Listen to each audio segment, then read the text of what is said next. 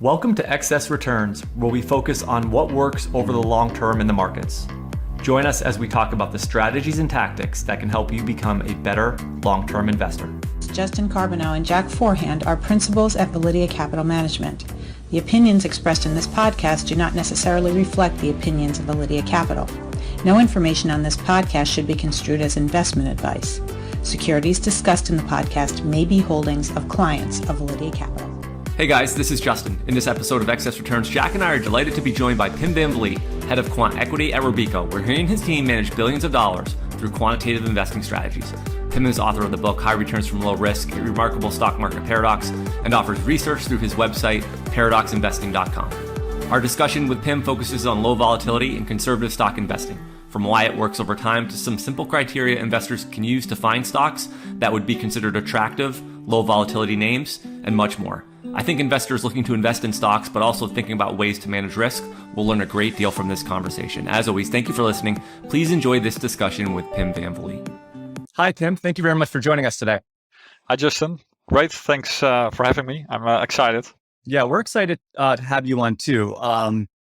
Your book, High Returns from Low Risk, The Remarkable Stock Market Paradox, is actually the inspiration for one of the models that we emulate on Validea. And that's obviously with other big name, very successful investors, people like Warren Buffett and Peter Lynch. So we don't often get a chance to talk to those investors that have written strategies and published strategies that we've captured on Validea. So we're certainly excited to have you on the podcast and have a good discussion around quantitative investing and the strategies that you've developed. I also think it's probably a really good time to be talking about your type of style of quantitative investing, just given, I think, where the markets are today. I think there's a lot of uncertainty around a lot of things, higher interest rates, higher inflation. Obviously, most markets are down in bear market territory. So this idea of low volatility and conservative stock investing, I think, is one that is important to talk about now. And I think it's going to resonate with a lot of investors. Fully agree, Justin. So risk matters a lot. And in the past decade, it was a bit more to the background. But if you reduce your risk and your drawdowns, that's really healthy for long-term capital growth. Yes. To start, we wanted to ask you, how did you begin investing in low volatility stocks? How did that original idea come to you? Yeah, it started as a boy. When I was a teenager, I started investing, and then I was drawn to high volatile stocks because they were fluctuating. I was investing in a mutual fund consisting of bonds, and it was just too boring for me. There's a personal story to that. That's basically the beginning. Then at academia, I found some papers, like the seminal paper by Eugene Fama, French, 92. So not their three-factor model paper, but the one before that, where they basically show that beta is not priced in the cross-section. So the risk-return relation is flat. So I studied that during my undergrad, and I was fascinated. It was fascinating. I was like, hey, low beta, low vol stocks give similar or better returns than the market, and that's a huge anomaly. Something which strikes at the heart of finance, the heart of CAPM.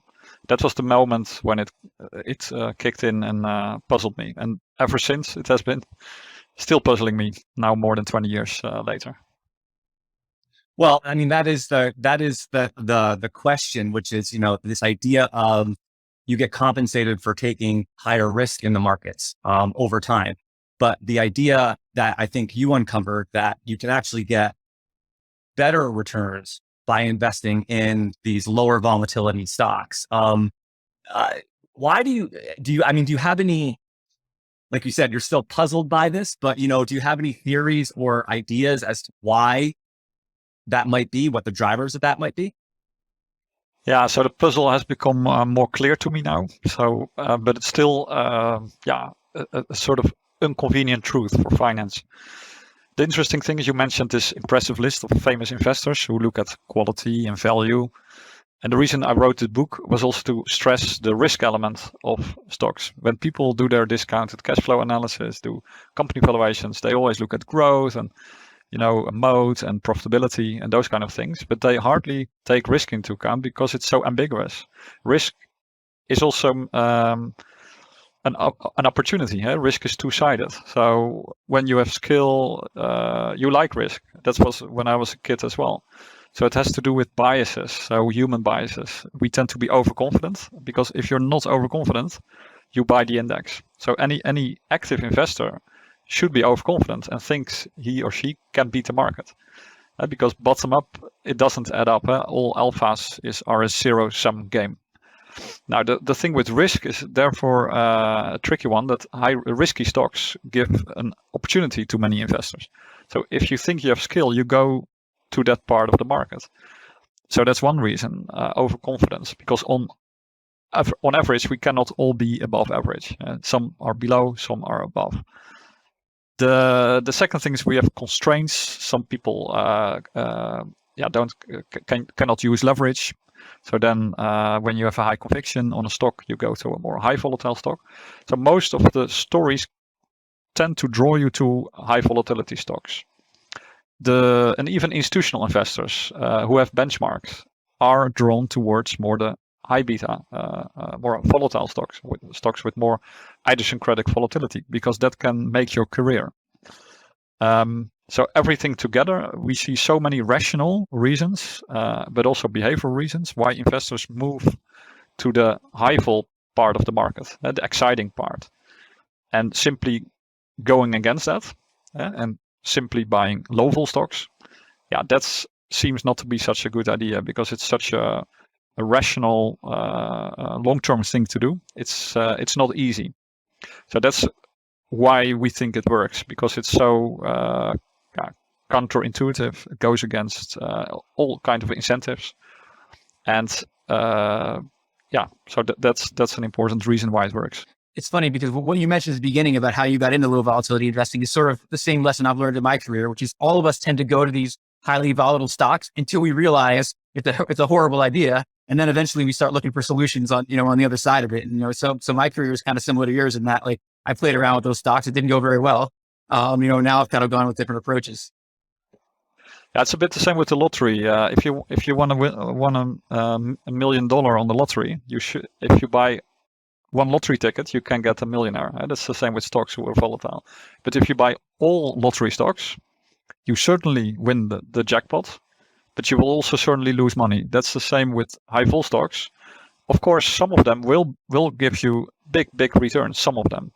But if you buy all of them, and that's why my research on, so it's not about one or two high vol stocks, it's about buying all of them. That's not a good idea. And it's better to leave them out and go more to the beta 1 and below part of the market in the long run. Yeah, as an aside on that, that's one of the things I've always found interesting, like about growth investing in general, is, this idea that on average they underperform, but, the best performers come from in there. And I've always wondered, and I was wondering if you have any thoughts on this, like, do you think those of us who are quant investors will ever be able to figure something out there to maybe try to pull those best stocks out of there? I mean, do you think that's something for quants, or do you think that's something discretionary investors will always do better? I think both. So first of all, this is the skew pattern in the cross section. So you have a positive skew with high volatile and growth stocks, that you might have this lottery ticket, which is an extreme good payoff, and that's why you're drawn to it. And if you add a little bit of overconfidence, you're basically thinking you can pick this one out. Where the quants can do it, momentum of all the factors is certainly putting you more in that direction. Because when something really gets going, people sometimes underreact to this new Amazon. So momentum is the way, if you take any quant tool, the way to catch those positive skew exceptions, basically. Yeah. Going back to low volatility, I was watching a video you did on YouTube in preparation for this, and one of the things I noticed is you had a chart in there, and you sort of showed return as volatility rises. And it seemed like initially return did go up a little bit with volatility, and then it just tanked. And I'm wondering if you can explain why you think that happens. Yeah, so the tanking I can explain. So that's because this is really overbought, and there are many reasons why people move into that highest volatile part of the market. Yeah, that is in the beginning slightly going up. I'm not sure whether that's significant. We basically say it's flat. The most important point is it's flat, and then it's falling off a cliff. And the reason that it's flat is also why we think you shouldn't go for minimum variance or minimum volatility. You should basically stay more in the low side of it. Yeah, that sort of gets to my next question, which is I want to ask you about how you measure low volatility. You know, in your work, you use standard deviation to measure volatility, but some other people might use data. And I'm wondering if you could talk about the pros and cons of sort of those two different approaches. Yeah, so in the academic papers I publish, it's total return volatility, so standard deviation, just for simplicity reasons. If you have to pick one, it's good. In my book, I also write that you can use beta, because for retail investors using screeners, beta is simple. If it's below 1, it's good. That's sort of a nice metric. While volatility is varying. It's usually 20, 25%, but sometimes it's 30, or it's more difficult to grasp. The beauty about volatility is that it's very strong, but the beauty about beta, it contains correlations as well. So that a low beta stock might be high vol, but then it contributes to a lower portfolio volatility. So ideally, I believe you should have both of them. So both volatility and beta. I just published a month ago a paper called Shrinking Beta Shrinkage in the Journal of Risk, in which we basically say a mix of them is optimal. So a mix of more longer term volatilities, but also using correlations. It's a bit technical, but you shrink the correlations more than the volatilities, because correlations are less stable. That's why we say we should be cautious with correlations, so not too much. But some correlation is helpful, and then a mix of them, beta and vol, is superior to either beta or vol. So if you can use both, and make sure you don't give too much weight to beta, but give roughly half weight to that. Yeah, that's something I found in factor investing in general. Composites tend to work pretty well in a lot of cases. Maybe not in every case, but in most cases, composites seem to work pretty well. Yeah, that's a general thing, and if there's an economic rationale to it, so why you should do it, usually it's a multidimensional angle with correlations also containing information. If there's a story and it adds value, then usually it's good to blend them together. Yeah. I want to ask you about the sector composition of sort of alongside of the low volatility universe, because it gets sort of a reputation that it's, just a bunch of utility stocks and consumer staples. And so is that true? And does it change over time, sort of the composition of that long low volatility basket? Yeah, so you tend to end up in more defensive sectors, in which a defensive sector can become cyclical, and the other way around. Like telecom was defensive, then became more cyclical in the early 2000s, and then becoming defensive again. But you also see tech stocks coming up from low vol screens. So you see a low vol approach having some sector tails. But the funny thing is, if you put hard sector constraints on a low vol strategy, so you force it to be sector neutral, it also works, because low vol works within every sector. The best application is to have some sector rotation available, so that you have bottom up sector rotation, but also make sure that it's well diversified across industries. Yeah. Do you find that to be true with most factors? Like, value is one where people talk about that idea a lot. People like AQR will, follow sector neutral value strategies, where other people will say, well, if financials are cheap, I'm going in hard on financials. How do you find with other factors that idea of it works, that idea of sector concentration? Yeah, it is about the relative risk tolerance. So how much deviation from a market can you handle as a client? So tracking error is a very funny concept. So tracking error, when I did my PhD in downside risk, I didn't work with tracking error. That's funny, because low beta stocks, low vol stocks have high tracking error. So the reason why you would put your sector constraints low is because it generates tracking error. You deviate from the benchmark, and there's not so much compensation coming from that. So if you have a relative return objective, like with value and momentum strategies, it usually makes sense to cut down your allocation positions and limit your tracking error, because then your information ratio goes up. Now, the beauty with the low vol approach is that your tracking error is high anyhow. No matter whether you have sector constraints or not, it is high or high. So in that sense, usually you can be a bit more tolerant on sector constraints. So in the book I wrote, it's pretty plain, straightforward. There are no sector constraints. If you add some light constraints, about 10%, you slightly get better results because the stability of your performance goes up somewhat. Yeah, what you're talking about is probably one of the biggest lessons of my career. When I was running these strategies at a vacuum, I didn't care about tracking error. And then you start putting clients in the strategies, and then suddenly you have to worry about it because, not everybody's me who can stay the course through everything. So it's like this balance between tracking error and trying to, get the best returns you can for the premiums is a challenge I think all of us face on a day-to-day basis. Yeah, the funny thing, Jack, is the term itself, it's an error. So I joined the industry after my PhD, and then people talked about errors. And I was like, what kind of mistake are we making?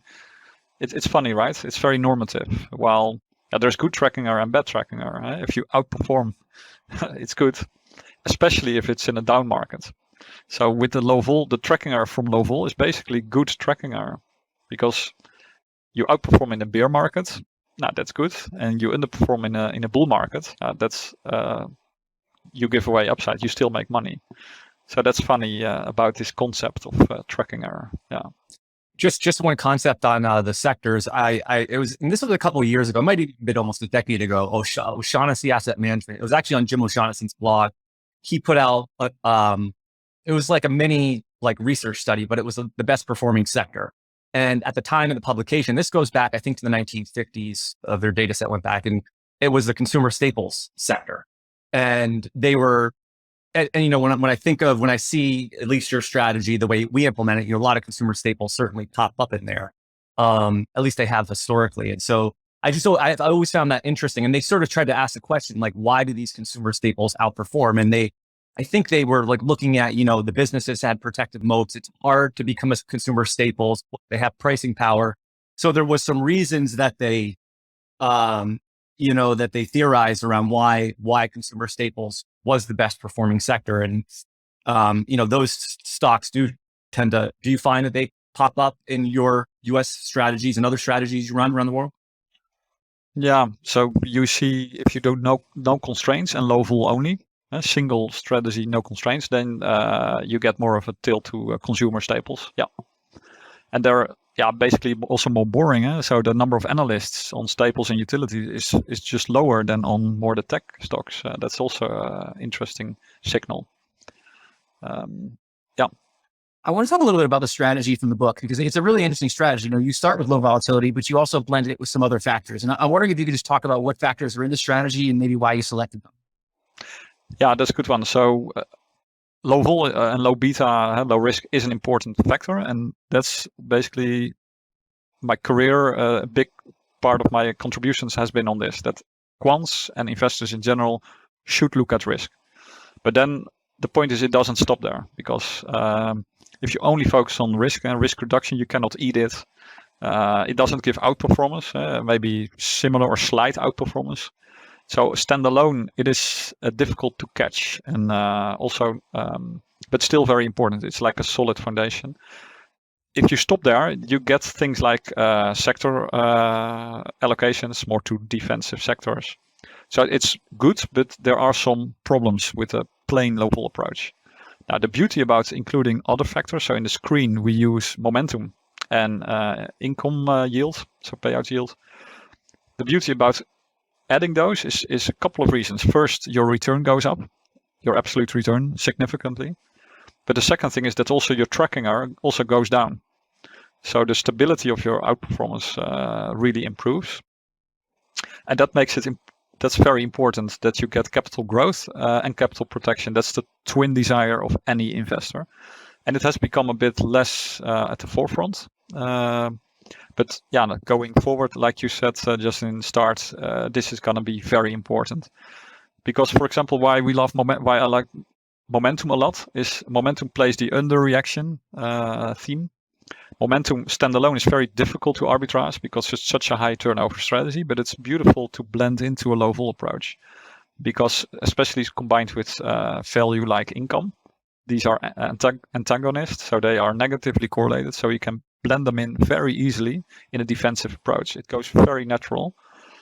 And what we see is that the conservative formula is clearly much, much better than a plain low vol approach. It is giving higher alpha, higher Sharpe, lower tracking error, higher information ratio. And also what you mentioned in the beginning, better inflation protection, because low vol itself is already pretty decent in that, but especially with these additional screens with momentum, you get much better inflation protection with the formula. Now, besides the book, we also wrote a study in the Journal of Portfolio Management where we drilled much deeper into the formula and also relating it to all kind of robustness tests, checking it outside the US. So it also works in emerging markets. It's very robust. Also in Europe, in Japan, transaction cost analysis. So we really grill and drill on the formula whether we can shoot holes in it. And in all cases, we see that adding value and momentum together really makes the strategy better. That in some markets, value might be a bit better, like in China. In other markets, momentum is a bit better, like in India. But overall, if you combine both, you have a very robust formula, which works robustly everywhere, you could say. Why did you choose a net payout yield over, you could have used some of the other standard value strategies. And I'm just wondering what it is about net payout yield that works really well.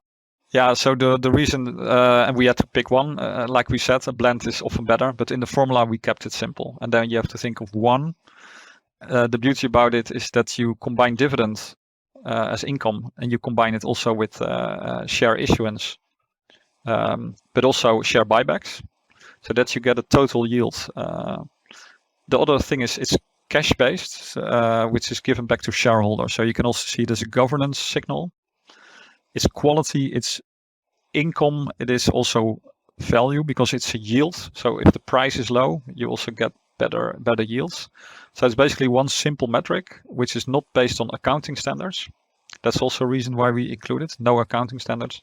So you can backtest it prior to Composites era. You can also compare stocks across jurisdictions and different accounting regimes.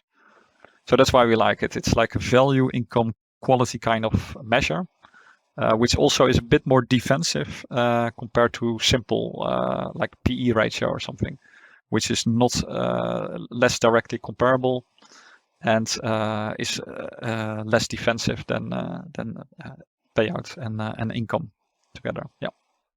But that is the one thing about this strategy. It's actually a very simple, straightforward, at least the one in the book. And you kind of highlighted the fact that, an investor trying to implement this wouldn't need to go to the financial statements. They could actually do it using, whatever, the Wall Street Journal almost. You can't necessarily screen it, but you can get the data points without going to the financial statements and making it overly complicated. That's the beauty. It's simple. Also, the quantitative investing made simple. And you can even go back to journals in the 19th century, which we did. So we opened this historical database in which we got market price info. And yes, we could implement the formula back then. And guess what? It also works back then. So you can test the conservative formula because it's so simple on any stock return universe.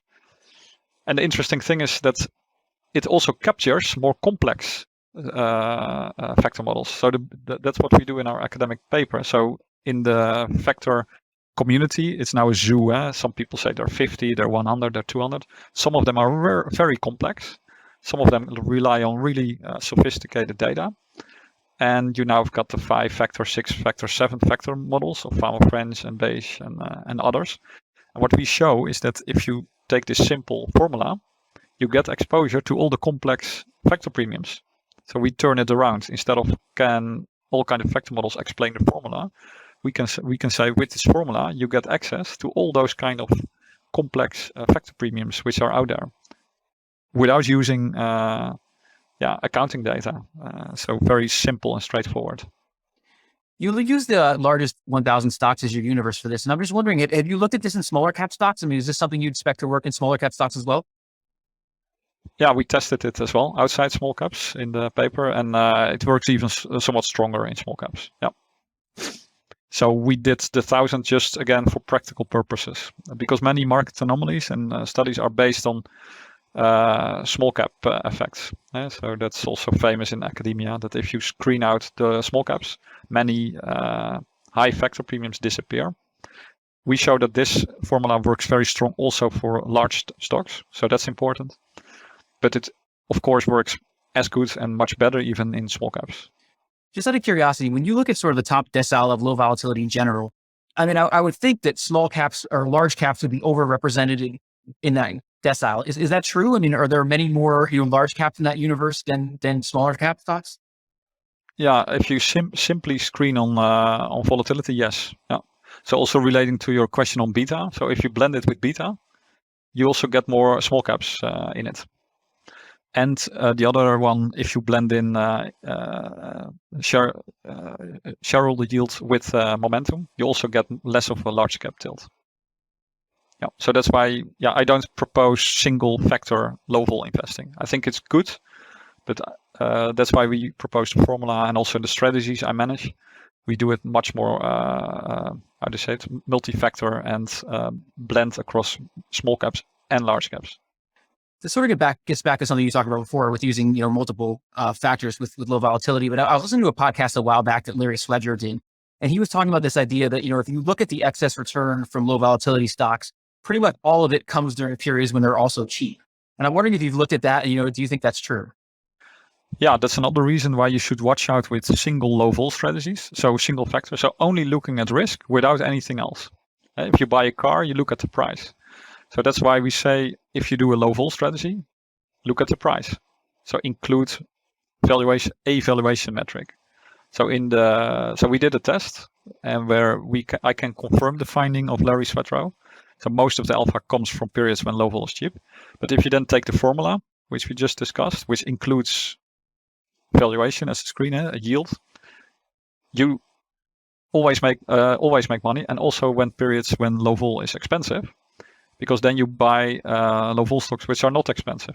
So include, watch the price. So yes, very good point by Larry. Just a couple of for me before I hand it back to Justin. I want to switch off low volatility and ask you about some of the other factors. One of the things I remember early in my career is there was pretty much consensus that there is a size premium. And now the consensus seems to be switching the other way, that a size premium doesn't really exist. And I'm wondering if we could get your thoughts on that, the idea of the size premium and whether it exists. Yeah, it's a good one. So it's an academic debate whether it exists or not. So it has become smaller also because the database has become cleaner. So CRISP in the 80s was less clean than CRISP nowadays. So if you take exactly the same pharma French study and now use the clean database, so the same sample period, the size premium becomes smaller. That's pretty funny. I think there is some size premium, mostly related to their higher beta. What I especially think is that small caps give you exposure to other factors because there are only a few mega caps and many thousands of small caps.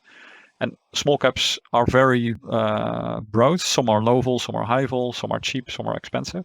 So they give you an enormous opportunity to get factors, your factor exposure. And so the conservative formula works better for 1,000 stocks than for 100 stocks. And it also works better for 5,000 stocks than for 1,000 stocks. So your previous question. So size is sort of a byproduct of having a very broad investment universe with lots of breadth to capture premiums.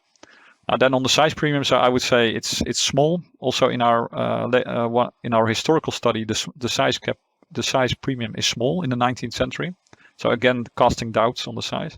There's only one critical note from my side is that size did pretty poor in the past decade. And what strikes me is that if premium is poor in a certain decade, then after this decade, people start to wonder whether the premium still exists.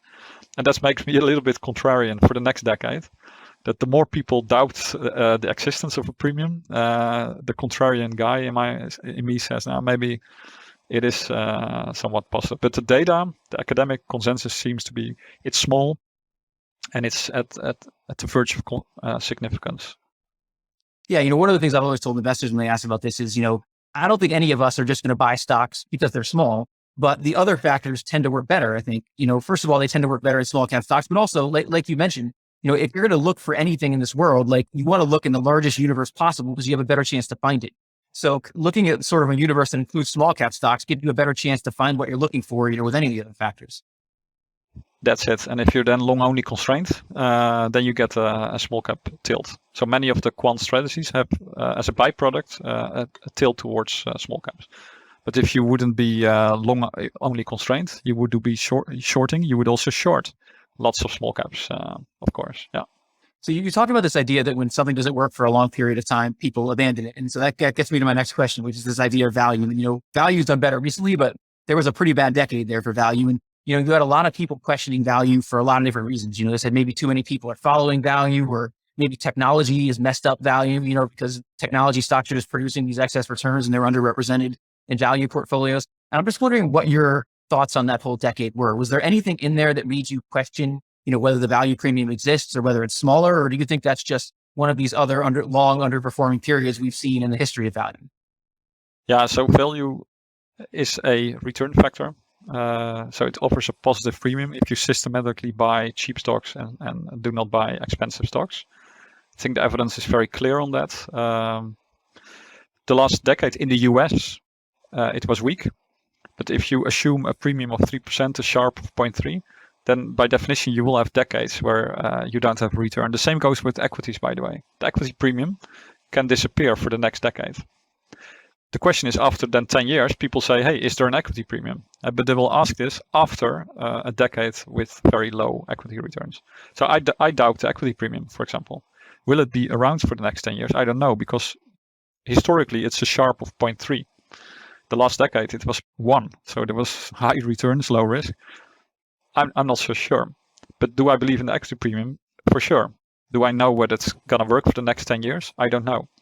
So that's the same with value. So I believe in its existence, but it can mean that you don't see it for a long period. Now, what helps is I'm based in the Netherlands, so Rotterdam, worked for an asset manager with 90-year plus experience, international investing. So value worked pretty well outside the US. So in the US, the value winter was coldest and longest. So that also helps that we saw value to behave differently outside the US. Of course, we gave this value performance lots of thoughts. The most fundamental one is what happened with the fundamentals. We saw some exceptions of some growth stocks really improving on their fundamentals, really making money, delivering on their growth, which was exceptionally. But also, if you then look at the multiple expansion and contraction of value versus growth, you see it was all sentiment driven. So fundamentals change. So you do have some growth stocks which clearly delivered, but there were also value stocks who delivered. So that cancels out. So it was purely this multiple contraction and multiple expansion of these different segments. And then you create facts on the ground. So if growth outperforms for 5 years, you get narrative, you get stories. And that's a sort of a self-fulfilling prophecy and a self-containing narrative structure. Value is important. And besides, how I look at value is not only as a return factor, but also as a risk control. You don't hear that much. But if you look at expensive stocks, the trick is with expensive stocks. I prefer that term over growth stocks, because that's the academic definition. And if you have cheap, which is value, expensive is the other side. The problem with if you're anti-value, you get lots of risk of bubbles deflating. So you've got more a balloon who can plop, like 87. You've got a stock crash, short one, with March 2020. But if you have big bubbles bursting, and you see that historically, then value stocks offer protection. And I think that's also important. And you might see this coming in the next 5 years, that value stocks will offer more protection because they have tangibles, they have something touchable in inflation, and they can reduce your drawdown. So that's why in the formula we also have value inside, not only for return, but also to reduce risk, and especially bubble deflating risk. Yeah, to your point, I mean, people have seen it, in the last couple of years since 2021. I was looking at like the top decile of the most expensive stocks in our universe using the value composite, and it's been completely destroyed since the beginning of 2021. I mean, there's been a massive drawdown on those types of stocks. And the funny thing with value growth is this very slow cycle. If you look at the cycles also through time over the past 10, 10 is just one cycle, but the cycles have become really short, long. And that means that investors also have time to move between styles. Yeah. Just one more for me before I hand it back to Justin. I want to ask you specifically about the price to book, because, a lot of people that are critical of value tend to focus on that. And, if you look at the academic research, it's probably the most represented factor. If you look at sort of the standard value ETFs out there, it's probably the primary factor on more than any other factor. So it does seem to be the most used factor. But people make the point that, in a world that's dominated by intangible assets, the price to book may not make any sense anymore. Google's price to book may not tell me very much about Google. And I'm wondering what are your thoughts on that? I mean, do you think the price to book still has a place as a value factor? Yeah, so I look at this more when I step back and look at the market and market pundits and how stories are told and narratives appear. 2 years ago, I was wanting to write a piece on price to book, because it was the favorite variable which was kicked around and trashed and disliked, especially what you say, Jack, about tangibles. And if personally, I was even, this was strengthening my conviction on book to price. Now, I do see that book to price can be improved. So it's very plain and simple. You can enhance it. For example, taking also efficiencies into account when it comes to carbon. So you can enhance it and you can add intangibles to it. So yes, book to price is too simplistic and you should and could enhance it. However, still on the bottom, it's interesting that this variable is very interesting from correlation perspective. It adds value because it's a level besides flow variable. So like cash flows and earnings or flows, and book to price is a different angle. So it's always good to have in a blend. Taking a step back, so book to price was really the favorite variable to dislike for a couple of years. What you now hear coming a little bit is a different narrative where people say, hey, we're now going back to there's war in Europe, there's scarcity of materials, second-hand cars are going up in price. So we're moving back to a tangible economy. And if you have a company which has lots of stuff on their book and on their asset sheet, they have maybe ground, or they have factories, or maybe a car fleet. Maybe you want companies with a high book. You see what I mean? If the narrative, if we move to this tangible world, and you've got crowding out, so you need a car maybe, and maybe you skip on your IT services. So in the next coming years, it could be that the book to price might be the surprise variable, but I don't know. But I do know when book to price will do very well in a sort of stagflation environment, this will be the narrative being told about why book to price is such a great variable.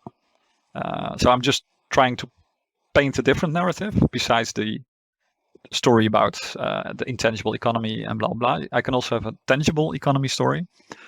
In some, I would say, have it in and don't put everything on it. So enhance it, have it in, and also blend it with other value factors. Yeah. So don't give up on book to price. Yeah, to your point, one of the things I've found in my career is when a factor becomes the absolute most hated, that's usually the time where you've got a pretty good decade coming. So even though you can make the argument on the other side, you might see a pretty good decade from price to book here. That's why I also ask around, do you believe, if people ask me 2 years ago, value was really down, and then they ask me, what do you think about the value premium? I said, yeah, I believe in the value premium. Also the risk story, which I just told. But then when I reverse it, do you believe in the equity premium? And then people were looking at me, what kind of question are you asking me? That's funny. Like if a question, so the opposite is also true. If a premium is not questioned, you can also be a bit critical. We wanted to ask the last few questions around some of the content, some of the research you guys have been putting out. I mean, you guys are pretty forward leaning, I think, with the research and being out there, both the studies and the actual hardcore research you're doing, but then, sort of these articles that are digestible for, professional investors and people interested in quantitative investing. So the first one was, and I think this was a paper in July, the title of the paper was Investing in Deflation, Inflation, and Stagflation Regimes. And you looked at different asset classes and factor premiums during different inflationary environments. So I was just wondering if you could talk about what you found in that paper, and kind of correlate it to what we're seeing today in the market. Yeah. So for that purpose, we want to look at stagflation, inflation. We see many papers now appearing on inflation and stagflation on the 70s, which is like one observation, you could say. So we used our really long-term database going 150 plus years, that you have more observations on regimes.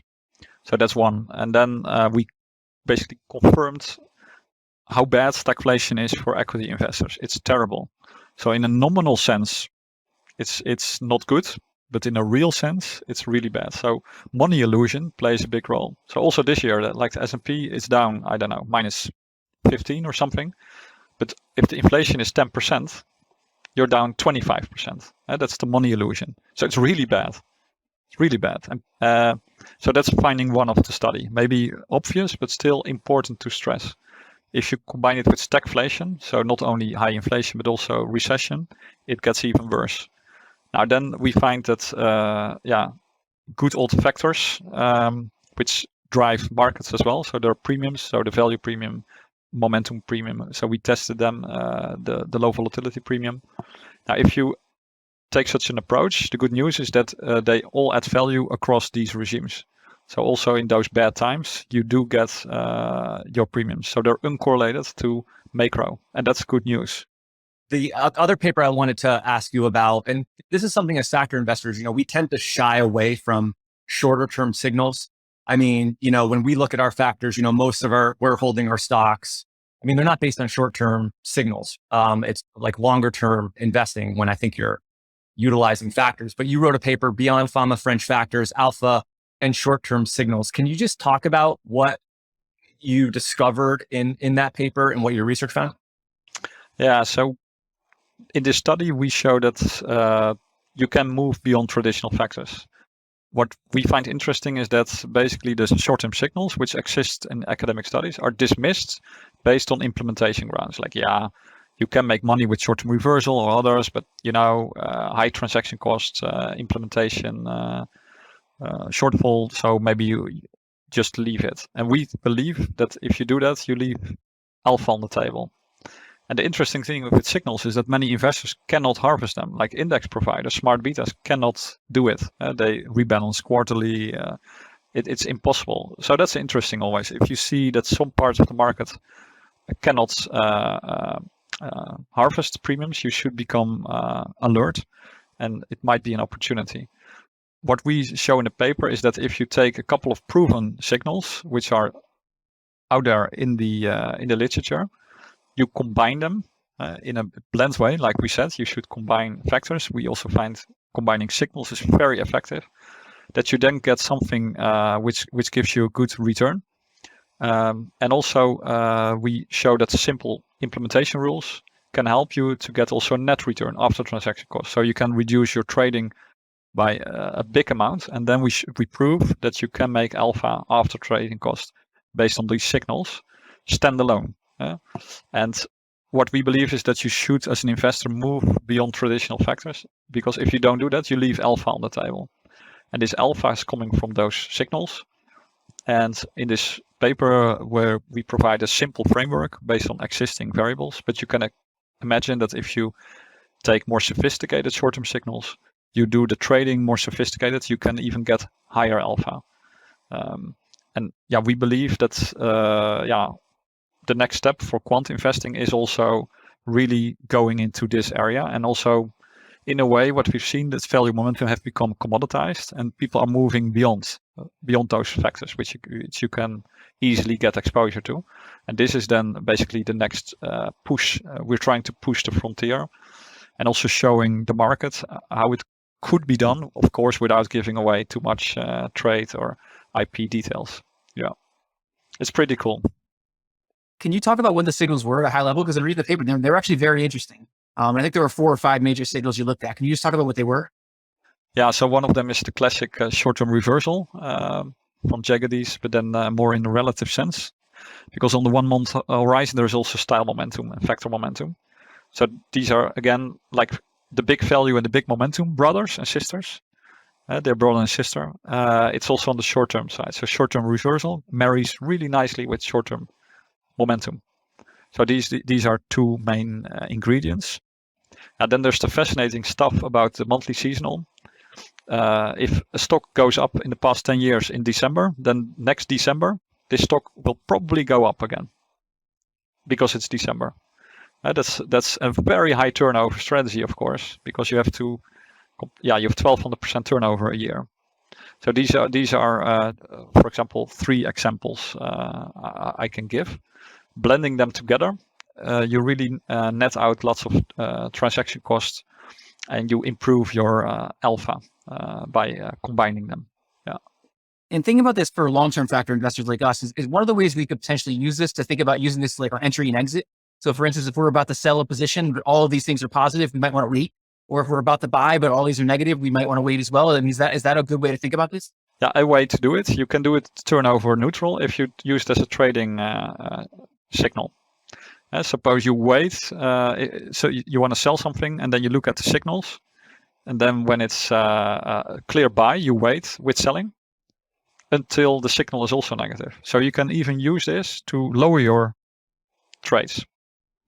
You can also use it in a way in which you do it trade neutral, so that you trade as much. So some trades you speed up, and sometimes some trades you slow down based on the signals. And then the third one is where you say, hey, I like those signals a lot. I give them some more weight, where I make my strategy more active. These are 3 ways you can do it. So you can even use it to slow down your traditional factor strategy by simply not selling something which is screaming buy on the signals. And that's also beautiful, because then your trading costs are out of the equation. And then you got the pure gross alpha you can put on top of your factor strategy. It's definitely interesting because, when you think of, the way many quantitative strategies just follow a rebalancing schedule, whether it's quarterly, semi-annually, or annually. And, and so this is definitely, I could definitely see where the edge could come in with this type of, adding the signals on top of a quant strategy to determine, when you're getting in or getting out. And it's also like in talking to, and we don't do any technical analysis here, but I've talked to thousands of investors over the years, and, a lot of times when what comes up with, investors that have been investing in the market for a long time is, well, you have this quantitative score, but you're not looking at the chart. The chart looks terrible. And, sort of some of the things that you're talking about would be reflected in, price pattern type stuff that you might be able to eye it up. Like a trader that uses charts, a lot of those things might be reflected in the price performance, the chart of the stock. Yeah, true. So momentum is in between. So it's either, some call it a style, others call it more a trade signal. Sometimes momentum, which is clearly a way of looking at charts. So when the momentum is weak, usually all the chart indicators correlate with momentum. So that's why in the formula I chose that we include momentum, because it's great for trade timing, basically, to getting in and out. If you take it to the next level, so you say I already have momentum in, then the signals are basically having the same function. So again, they can help you trade and also time your trades in the most efficient way. Now, when it comes to charts, some of them have academic foundation, like flame and momentum. And you see that many others can be written down as different forms of classic momentum. So in that sense, there is not an either or, but it's more an end-to-end. One of the, I guess, knocks on taking academic research and trying to bring it to the real world in terms of investment strategies is usually academics are building long short portfolios. And, a lot of the excess performance with some strategies comes from the short side of the portfolio. I think like Piotrowski's that, in his early 2000 paper, I believe a lot of that return was from, the shorting of stocks, not necessarily the long side, if I'm remembering correctly. But you wrote a paper when equity factors dropped their shorts. What were your findings in that? By the way, I love that title. Yeah. What do you see then? Some factors look different than others, because some factors make lots of their alpha from the shorts, which for most investors are not achievable. And also many of the conclusions drawn by academics, whether some factors are better than others, are based on the long short assumption. What we find is that on the short side, many factors are highly correlated. So it's pretty easy to find a bad stock. You only have to look at bad momentum or high vol, or junk, or extremely expensive. And it's basically not a good stock. The funny thing is these metrics, which I just mentioned, are pretty much correlated. So when something is extremely expensive, it's often also risky. And when it's risky, it's often a bad momentum. And when it's bad momentum, it's often very bad quality. Yeah? And so it goes on and on and on. What we find in this paper is that on the long side, it's different. The longs are much less correlated. So when it's low vol, it's usually sometimes cheap, but also sometimes expensive. So they're really truly diversifying on the long side. The same goes with momentum. It's truly diversification. And what we find is that the classic low vol and value factors are especially strong on the long side as well, combined with others. So in a long only context, we find that low vol, value, momentum, quality really blend in well and all contribute positively. And that's also how most investors invest in factors. Long only, using those factors. That contrasts some of the academic findings. So that was pretty cool insight. And I got lots of positive reactions, especially from the industry, where they said, yeah, most academic studies are just assuming long short, while this is really much closer to what we're doing. And those insights are relevant. Yeah, I think that's great because this is the way these factors are used most of the time. So you want to look at it the way they're actually used. I'm just curious, if you look at the factors on their own, just individually, like which of the factors have the biggest return from the short side, like in the academic research? I'm just curious if you looked at them, if there's a certain one that may have more return on the short side relative to others. Yeah, so one factor strong in long short is like quality. And in the long only setting, it becomes a bit less strong. That's one. The other one is momentum, which is also very strong on the short side. So more difficult to harvest. What are the current new areas of research that you and your team are focused on? Is there anything on the horizon that you're very interested in? I mean, this short-term signal, implementing that in actual investment strategy seems like you think it's an opportunity, but where else are you guys focused? Yeah, so let me see. One is the trading and the implementation. So implementation is really key, especially when you manage multi-billion strategies, which we do. Execution and using optimal trade signals and moving beyond traditional factors. That's full focus. Yeah. Besides that, there is the galloping pace of innovation taking place on both machine learning, using non-linearities, and also big and alternative data. So the search for alpha from other factors than traditional factors. One of them being ESG, so sustainability, can give really good insights in higher alpha, but then not as a factor, but more as variables and more proprietary. When it comes to non-linear patterns, the low vol strategies can really be improved if you allow for non-linear factor combinations and variable combinations. And machine learning is really good suited to do this. So to give an example, leverage, usually high leverage is bad, makes the stock very risky, but some leverage is not that bad. Just some, but beyond a certain point, it is really bad. Now with machine learning, you can really model those non-linear patterns in a much more intuitive and flexible way. And then we find, for example, a recent output, which we also implement in our strategies, that with machine learning, you can better predict your downside risk of stocks by allowing for non-linear patterns. So that's fascinating. It's going very quick. We see new quants coming at the market with different tools, different skill sets, and basically pushing the frontier of factor investing and moving it to a higher level. And it all fits into the umbrella of quant investing, so systematic, academic, solid research. And trying to be innovative and really stay ahead, because the competition is also not sitting still and moving ahead as well. So that's pretty fascinating. Yeah, that's great. A lot of interesting sort of new exciting developments on the horizon for your firm and many others, for sure. We have a standard closing question we like to ask all of our guests, and that is based on your research and experience in the markets. If you could impart one lesson to your average investor, what would that be? When it comes to long-term investment success, character is more important than IQ. Character meaning sticking to your philosophy and not giving up at the wrong moment. Giving up on value, when value didn't go well and you miss out the rally. So character is more important than IQ for long-term success. As having strong hands and stay committed to a strategy is not easy. One famous academic study, which is not famous, a study I like a lot, which is maybe not famous enough, is dealing with this about the difference between investor and investment returns. There's a big gap between that. That's 2% alpha on average, and it's increased over time.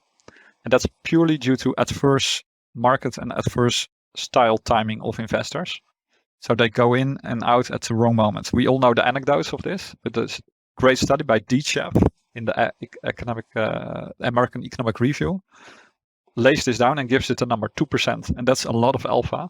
If you just have your staying power, I call it strong hands, where you stay committed in your, for example, quant strategy, but it can be any strategy. If you thought about it, execute right. And to do that, you need more, it's more a test of character than of intellectual quote. So that would be my important lesson going from PhD in academics into practice, and also translating academic factors into real money for clients. Yeah.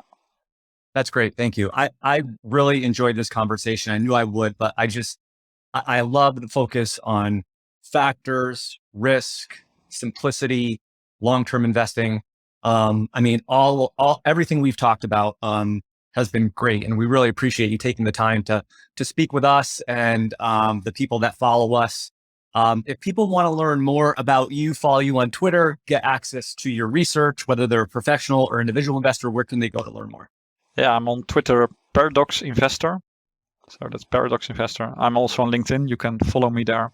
These are my two main outlets. I have a book which is called High Returns from Low Risk.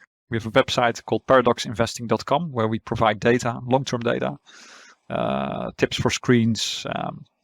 And also for the non-English listeners, the book is also available in 6 other languages. So yeah, it was my pleasure. Great. Thank you very much, Pim. We really appreciate it. Thank you. Thanks. Bye-bye. Hi, guys. This is Justin again. Thanks so much for tuning into this episode of Excess Returns. You can follow Jack on Twitter at @PracticalQuant and follow me on Twitter at JJ Carbonneau. If you found this discussion interesting and valuable, please subscribe in either iTunes or on YouTube, or leave a review or a comment. We appreciate it.